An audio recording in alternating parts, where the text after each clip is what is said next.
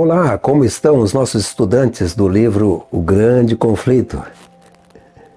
Já leram os capítulos 1, 2, 3? Na verdade, nós começamos pelo meio do Grande Conflito, lá nos capítulos 29, 30 e 31, parece que é isso, né? Depois voltamos para o capítulo 1, capítulo 2, capítulo 3, né? Vamos estudar hoje mais 3 capítulos do livro O Grande Conflito, acompanhando, obviamente, a lição da escola sabatina, né? Que foi baseada no livro O Grande Conflito e, obviamente, o Grande Conflito é a história, né? Mas o Grande Conflito está na Bíblia, né? Eu vou colocar de novo aqui o link para aqueles que ainda não têm esse guia de estudo, a lição da escola sabatina. Então acesse o link para estudar, aí fica muito mais fácil. E também eu vou deixar aí também o link do livro O Grande Conflito, mas eu sempre digo, né?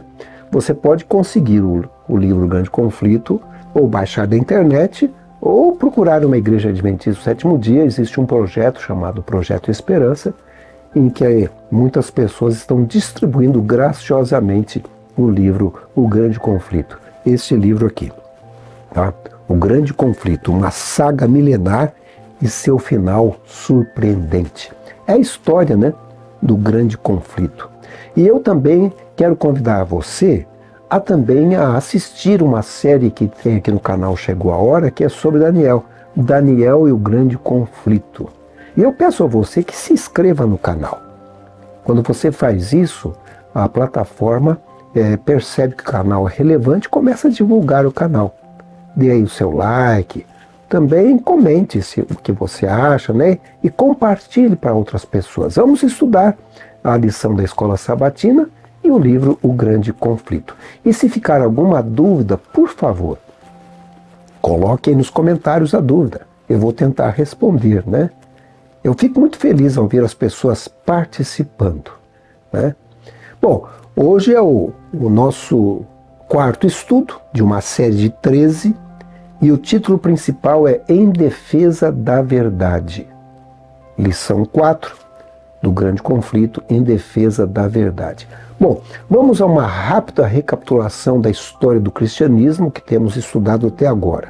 Eu coloquei assim numa linha do tempo para que fica mais fácil da gente se lembrar, né? O início do cristianismo, então, é no ano 31, quando Jesus Cristo é levado ao céu e os seus discípulos começam a divulgar o evangelho pelo mundo. Logo inicia-se uma grande perseguição, é o período da igreja pura, a igreja de Éfeso, né? Nós falamos sobre as 7 igrejas do Apocalipse rapidamente, algumas delas, né?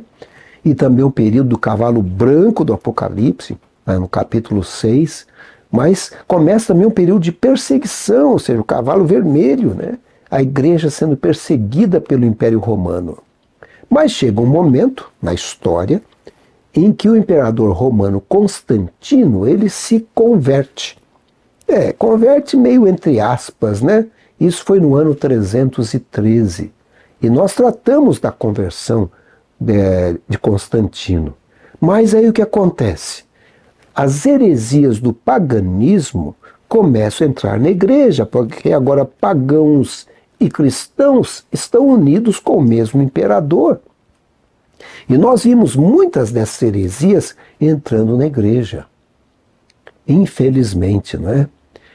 E aí no ano 538, o bispo de Roma é estabelecido como papa da igreja cristã. Então, o papado é estabelecido no ano 538. Guarde essa data, é muito importante essa data para o nosso estudo, né? E eu poderia dar um título para o estudo de hoje: Uma igreja que persegue. Lembram vocês que esse é um grande conflito entre Satanás e Jesus, entre o dragão e a serpente. E agora Satanás começa a usar os cristãos para perseguir cristãos. Ele já tinha usado judeus para perseguir judeus, né? Lá atrás. Aí começou a usar Roma, o dragão usando Roma, aquele animal terrível, espantoso que aparece em Daniel, as pernas de ferro lá de Daniel, né? Um império terrível perseguindo os cristãos. Mas agora, depois da conversão de Constantino e a religião se tornando a igreja oficial do Estado e várias heresias entrando na igreja, acontece o quê? Cristãos perseguindo cristãos. Então, eu dei esse título para o estudo número 4, Uma Igreja que Persegue. É esse grande conflito, grande conflito. Mas antes da gente entrar mais profundamente no estudo de hoje, vamos orar. Querido Pai Celestial, Deus de amor e misericórdia, estamos estudando sobre esse grande conflito entre o bem e o mal. Infelizmente estamos no meio dele e temos sofrido na pele o ódio do inimigo de Deus. Por favor, Pai, abençoe esse nosso estudo, abençoe a nossa vida, livra-nos do mal. Te peço em nome de Jesus. Amém. Nós temos colocado os capítulos numa linha do tempo. Então, hoje é o capítulo de número 4. Mas antes, deixa eu dizer para vocês, o que estudamos até agora, do capítulo 1 ao capítulo 3, vai envolver desde o início da igreja até o século 6, o século 6 de nossa era.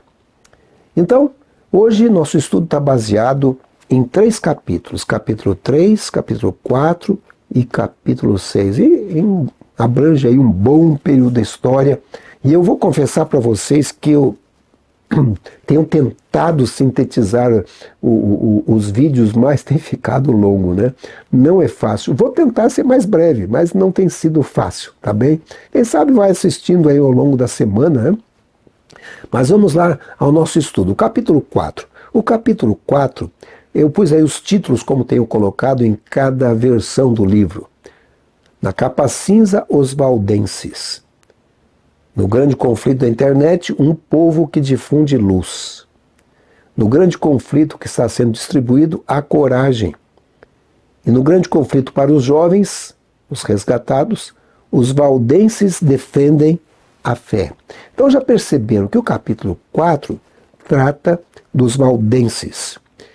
E eles tinham um amor pela Bíblia impressionante. Nós vamos ver isso. E um dos versos que eles usavam para mostrar que eles tinham que pregar o evangelho a outras pessoas está no nosso verso principal, que a gente chama de verso para memorizar. João 3, 14 e 15 diz assim: E assim como Moisés levantou a serpente no deserto, assim também é necessário que o Filho do Homem seja levantado, para que todo que nele crê tenha a vida eterna. Os valdenses eram um grupo de cristãos que viveram no norte da Itália. Na verdade, eles ainda vivem lá. Eu tive a oportunidade de visitar aquela região, uma região muito bonita. Na época do frio, muito fria também. No meio das montanhas, nos vales, cavernas. Eles foram ali para se esconder, na verdade, no passado. E nós vamos ver isso, né? A palavra valdense, na verdade, nasceu de vale, ou seja, habitante dos vales. Originalmente em italiano, eles eram chamados de valenses. Alguns acreditam que eles receberam esse nome por causa de um senhor chamado Pedro Valdo, que viveu no século XII, que abandonou tudo, vendeu o que tinha, né? E começou a pregar o evangelho. Tem uma estátua dele ali na região, né? Mas os valdenses, eles se consideram herdeiros da fé dos apóstolos. E eles podem traçar a sua linha desde os apóstolos, desde os primeiros séculos da história até os nossos dias. Então, eles não viam necessidade de se separarem de Roma, porque diziam: a gente nunca pertenceu a Roma. A gente sempre seguiu o nosso caminho. Na verdade, um dos primeiros nomes dado aos valdenses foi Insabat. Isso mostrava que eles guardavam o sábado. E eles foram nomeados de acordo com o dia que eles guardavam, né? Como os valdenses surgiram lá nos primeiros séculos, né? Ao mesmo tempo que foi se formando a Igreja Católica, ambos acabaram encontrando nos pagãos um campo missionário. Enquanto a Igreja Católica usava o poder das leis, da espada, das alianças políticas para convencer o povo, os valdenses, esses não. Esses usavam o quê? A palavra de Deus, a Bíblia Sagrada. Eles acreditavam na Bíblia Sagrada. E eles foram perseguidos por isso, numa época em que a Bíblia estava meio proibida, né? Deus providenciou um refúgio seguro para eles ali no meio dessas montanhas lindas, no norte da Itália. E os valdenses agora eram missionários. Eles transmitiam a mensagem, a luz, aos protestantes dos tempos daquela época, né? Utilizavam as verdades bíblicas, eles copiavam trechos da Bíblia na língua deles, na língua do povo, e distribuíam essas folhinhas com passagens bíblicas escritas. Eles levavam suas mercadorias para vender, mas levavam também a Bíblia, às vezes escondida na roupa, né? Pedaços de folha, copiavam lá nas suas casinhas feitas de pedra, né? E eles foram tremendamente perseguidos pela Igreja Romana. E tiveram que viver escondidos nesses vales, vivendo nessas casas de pedra, muitas vezes se reunindo nessas cavernas. E eles acreditavam profundamente na Bíblia Sagrada. Eu quero destacar para vocês alguns textos sobre os valdenses que aparecem aqui no livro O Grande Conflito, que trata da história desses heróis da Bíblia Sagrada, né? Na página 32 diz assim: dentre os que resistiram ao poder papal durante esse período, os valdenses são os mais significativos. Um dos principais motivos que levaram a Igreja verdadeira a se separar de Roma foi o ódio desta em relação ao sábado bíblico. Conforme a profecia tinha previsto, o poder papal pisoteou a lei de Deus. Nós falamos sobre isso no vídeo passado, né? Eu até separei uma parte do vídeo e coloquei a parte para que as pessoas pudessem usar para compartilhar um pouco melhor, né? Ao longo das eras de apostasia, houve valdenses que negaram a supremacia de Roma, rejeitaram a adoração de imagens por ser uma forma de idolatria e guardaram o sábado verdadeiro. As igrejas dos valdenses se assemelhavam às do período apostólico. Rejeitando a supremacia dos papas e bispos, ensinavam que a Bíblia era a única autoridade infalível. Quem visita lá o norte da Itália, ainda pode visitar ali as suas casas de pedras, as cavernas onde se reuniam, as escondidas para adorar o Criador. E dali eles saíam para compartilhar as Escrituras com outras pessoas, né? Seus filhos às vezes iam estudar em escolas, em outros lugares, mas levavam mensagem a outras pessoas.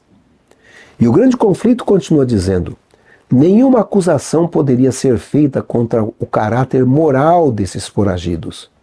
Sua maior ofensa era não adorar a Deus de acordo com a vontade do Papa. E aí o que aconteceu? O que tem acontecido? Perseguição. O papado começou a perseguir esse grupo, os valdenses, utilizando obviamente o poder civil. Diz assim o Grande Conflito: Roma decidiu exterminar o odiado grupo, condenando os valdenses como hereges e ordenando sua morte. Eram acusados de preguiçosos, desonestos, desordeiros, mas declarava-se que eles tinham aparência de piedade e santidade que seduziam as ovelhas do verdadeiro rebanho. O mesmo Espírito que crucificou a Cristo e matou os apóstolos, que moveu Nero sedento por sangue contra os fiéis cristãos de sua época, estava em ação para destruir a terra daqueles que eram amados por Deus. Eu não sei se vocês sabiam, mas recentemente o Papa Francisco visitou a região lá dos valdenses. Na verdade, ele esteve na igreja sede dos valdenses, e onde publicamente ele pediu perdão pelos atos da igreja no passado. Ele reconheceu que os atos da igreja foram desumanos. Vi chiedo perdono per gli atteggiamenti e i comportamenti non cristiani, persino non umani, che nella storia abbiamo avuto contro di voi. In nome del Signore Gesù Cristo, perdonateci. No período da Inquisição, milhares de valdenses foram mortos, a mando da Igreja Católica Apostólica Romana, pelo simples fato de serem fiéis à Bíblia Sagrada. Infelizmente, a história nem sempre é bonita, né? Mas é a história. Infelizmente aconteceu.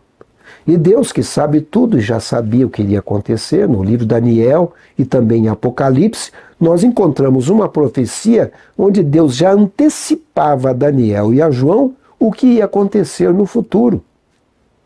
É uma profecia que revela um período de perseguição. Eu tenho dito aqui, um texto da Bíblia, Amós 3, verso 7, onde mostra que Deus sempre fala o que vai fazer. Diz assim: certamente o Senhor Deus não faz coisa alguma sem revelar o seu segredo aos seus servos, ou os profetas, né? E através da profecia, a história é escrita antecipadamente. Vocês se lembram daquelas profecias de Daniel 2, Daniel 7, onde na estátua simbolizavam os reinos que viriam depois de Daniel: Babilônia, Medo-Pérsia, Grécia, Roma, a Europa dividida. E em Daniel 7 eram animais, com mais detalhes eram explicados. O leão significando Babilônia, o leão a Medo-Pérsia, aquele leopardo a Grécia, um animal terrível, espantoso, né? Simbolizando Roma. Aí 10 chifres, simbolizando a Europa dividida, né? E aí, dentre esses 10 chifres, aparece um chifre pequeno. E esse chifre pequeno simbolizava o poder papal, que ia durar algum tempo. Nós vemos ali no livro de Daniel, capítulo 7, nós vamos estudar isso aqui no nosso curso Daniel, e você vai poder assistir também. Existem 9 marcas identificadoras do chifre pequeno. E entre essas marcas, tem uma que fala sobre um tempo. Tempo, tempos e metade de um tempo. Seria o tempo em que esse chifre pequeno, o poder papal, a igreja cristã medieval, estaria dominando. Diz lá: os santos lhe serão entregues nas mãos por um tempo, 2 tempos e metade de um tempo. Ou seja, 1 ano, 2 anos e metade de um ano, 1260 anos, né? E quando a gente estuda a história, no ano 538, o bispo de Roma é nomeado como líder de todas as igrejas pelo imperador Justiniano. Então ali nasce o papado.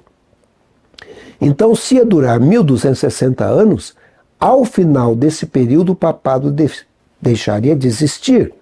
E foi isso que aconteceu. Em 1798, Napoleão prende o Papa através do seu general Berthier e se cumpre a profecia exatamente em 1260 anos.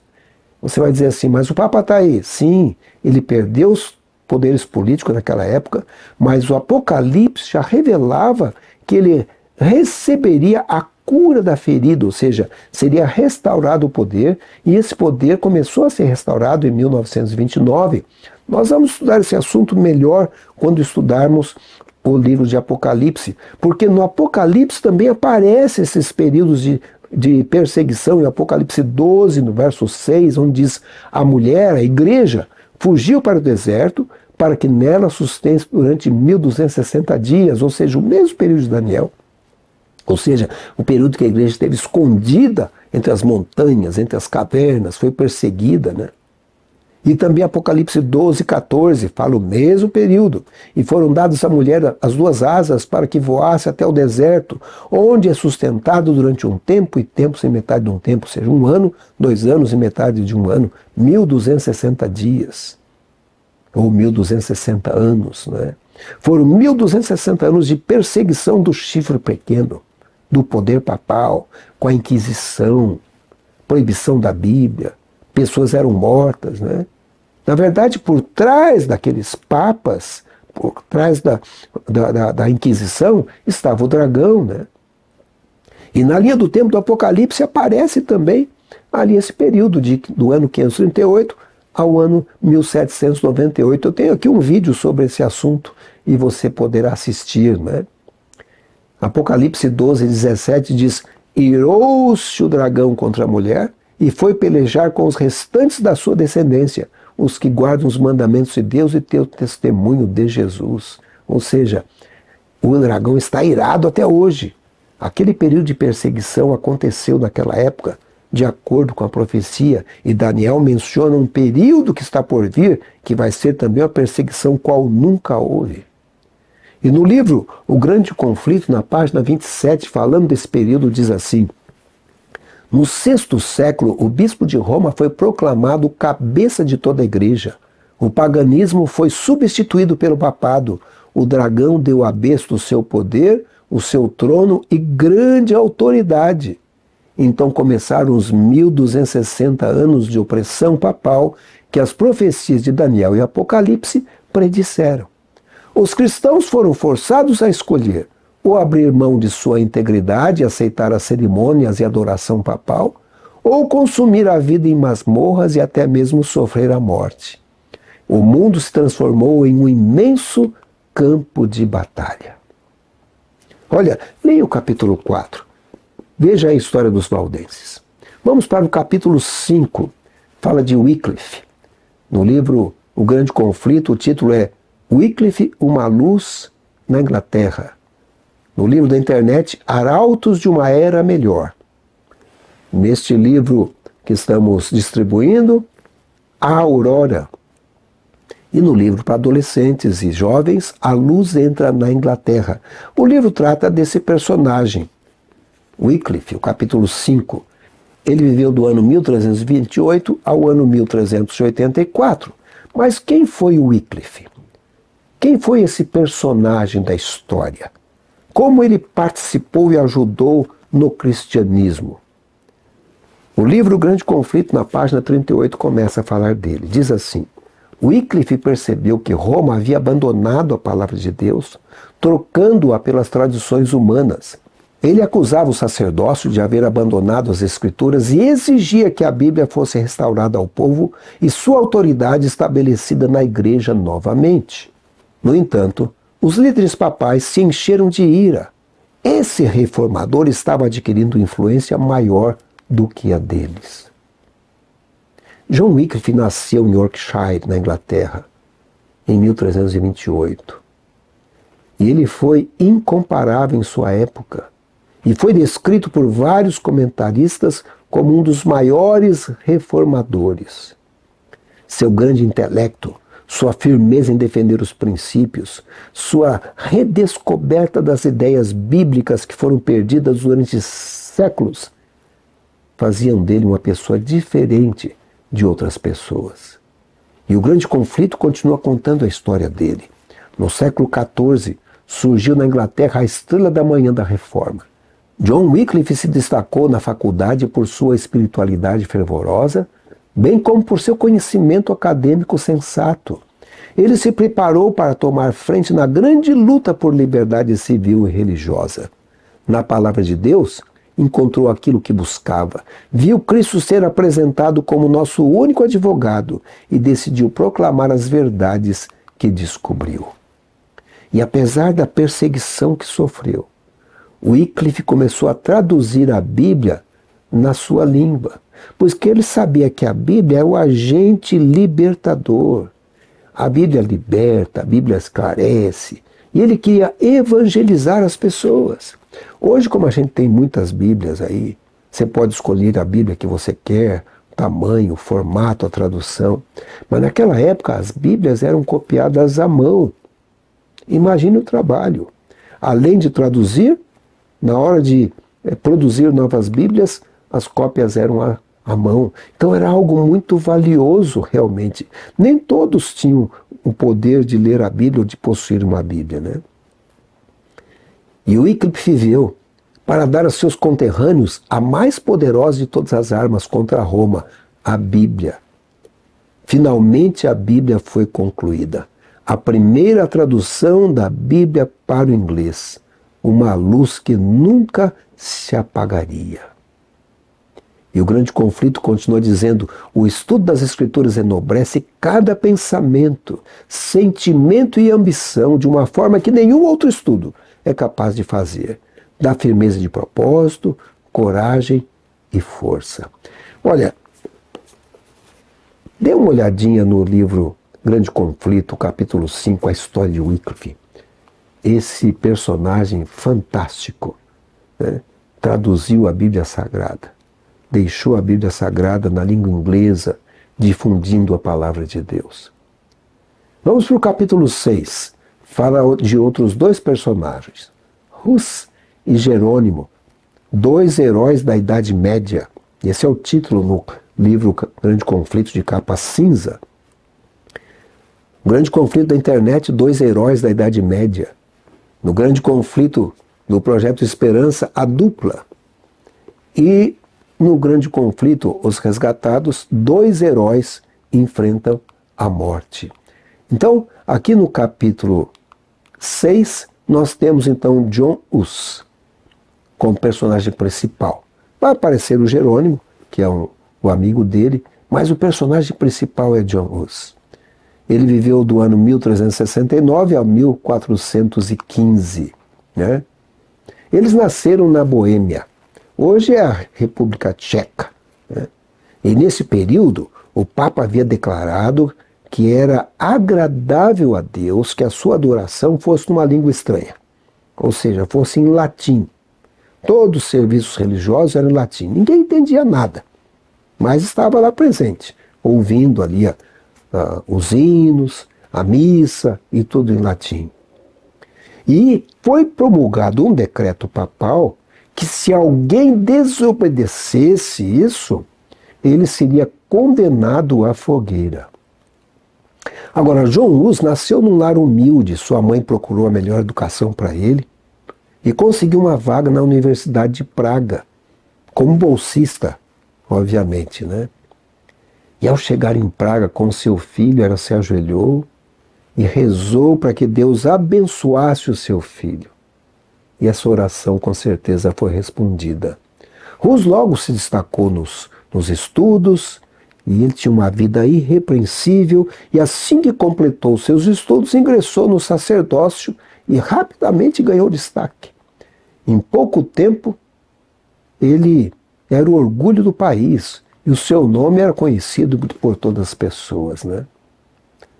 Não só no seu país, mas o seu nome foi difundido também pela Europa. Hoje, atualmente, existe uma estátua ali para homenageá-lo, bem na praça da Cidade Velha. Anos depois de se tornar padre, Hus foi nomeado pregador da capela de Belém, na cidade de Praga.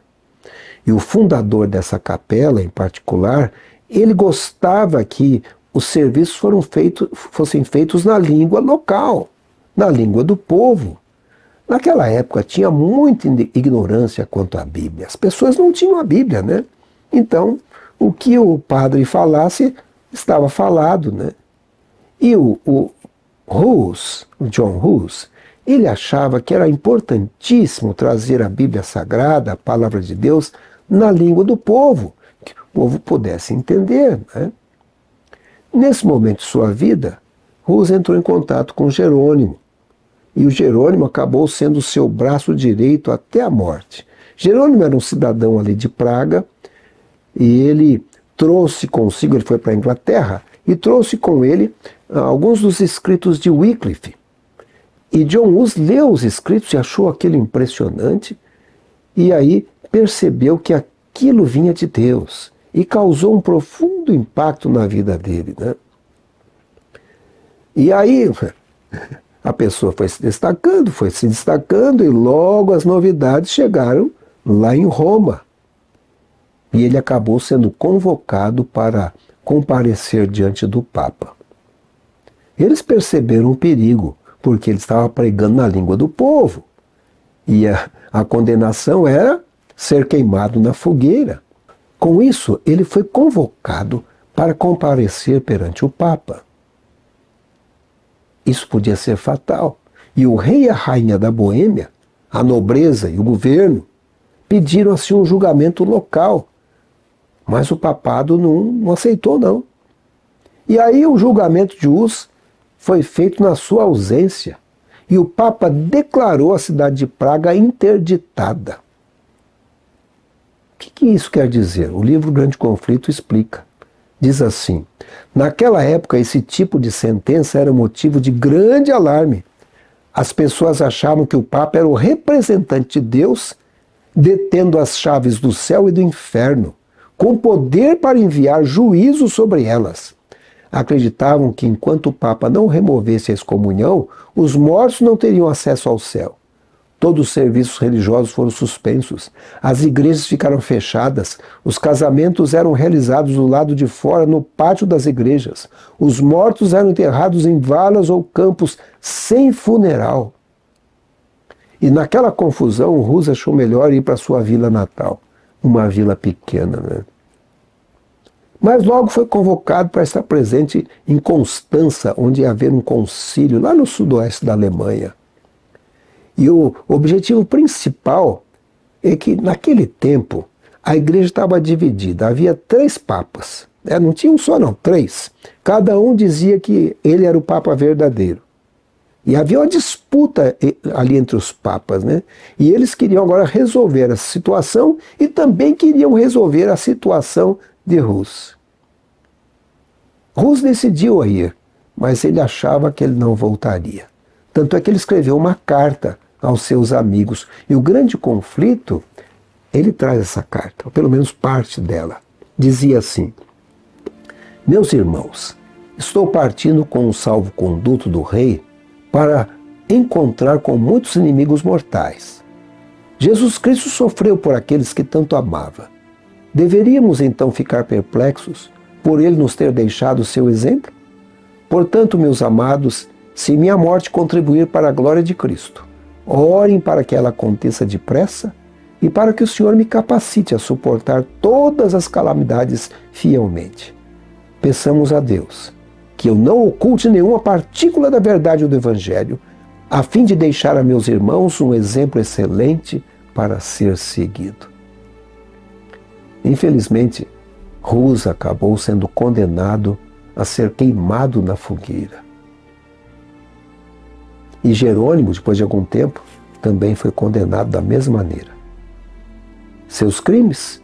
Serem leais à Bíblia Sagrada. Levar essa mensagem a outras pessoas. E a história registra os momentos finais de John Hus. Pronunciada a sentença, iniciou-se a cerimônia de degradação. Os bispos vestiram o preso em hábito sacerdotal e, enquanto recebia as vestes de padre, disse: Nosso Senhor Jesus Cristo estava por escárnio coberto com um manto branco, quando Herodes o mandou conduzir perante Pilatos. Sendo de novo exortado a retratar-se, replicou, voltando-se para o povo: Com que cara, pois, completaria eu os céus? Como olharia para as multidões de homens a quem preguei o evangelho puro? Não aprecio sua salvação mais do que este pobre corpo, ora destinado à morte.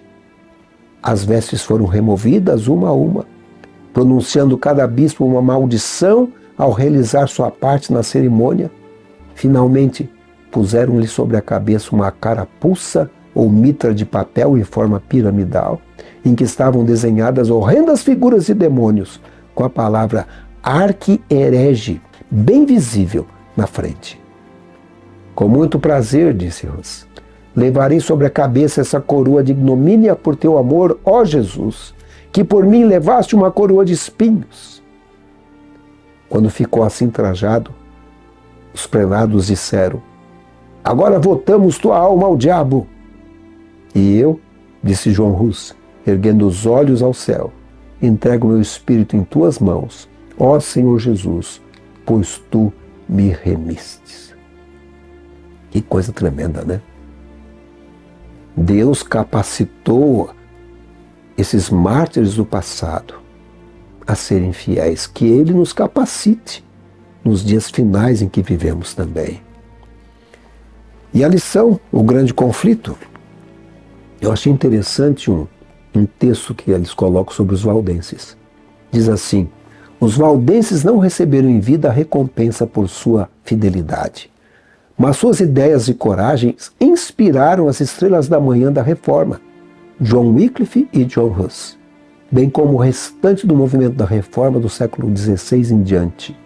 Ainda que a sociedade humana não os tenha enaltecido, esses reformadores receberão o reconhecimento de Cristo em seu glorioso retorno.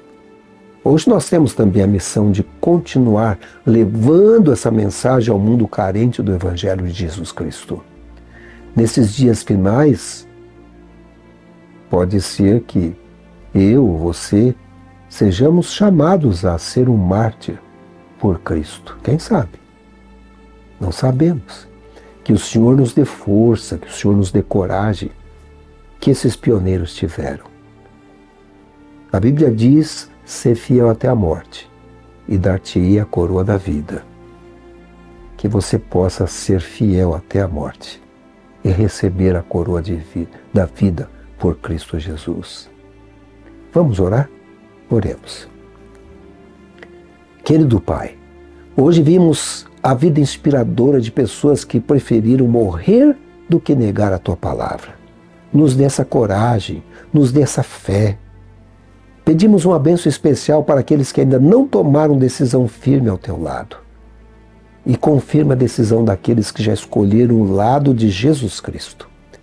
Entregamos nossas vidas em Tuas mãos e Te pedimos em nome de Jesus. Amém. Bom, chegamos ao final de mais um estudo, mas seguiremos estudando o grande conflito. Esses dois, é o guia de estudo e o livro O Grande Conflito, tem sido muito importante. Essa é a história do cristianismo, né?